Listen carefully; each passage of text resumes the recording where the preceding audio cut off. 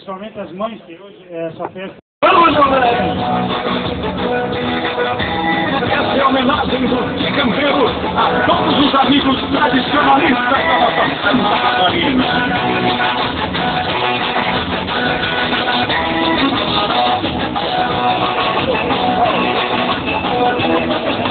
Esse buchão bananheiro que veio parceiro do baile dançar, andava bem esquecido num canto abatido, deixado pra lá.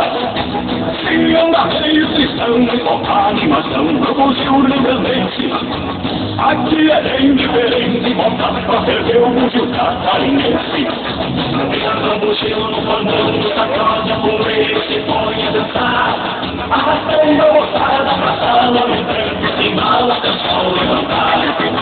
Entra o buchão no fandango, sacode a poeira, se põe a dançar, arrastando a moçada pra sala, no tranco, sem bala, até o sol levantar.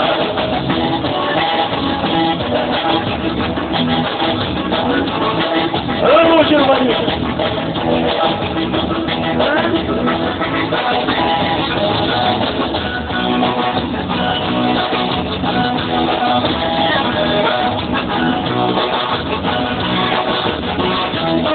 Os autores de hoje em dia não deram o valor que o buchão merecia. Chacoalhavam os fandangos, botados, matando combate, espantando alegria. Tocar um buchão num fandango não pode ser visto como obrigação.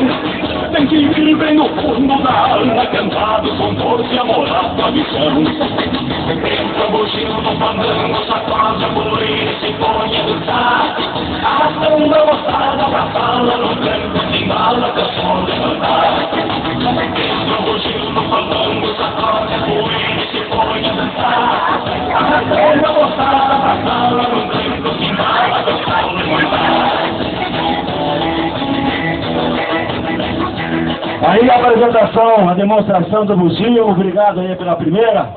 A primeira entrada então do grupo de danças Compasso Gaúcho. Agora nós vamos com uma varzinha, né, compadre? Varzinha não, uma varsona. Aqui não tem varzinha. Lembrando que o grupo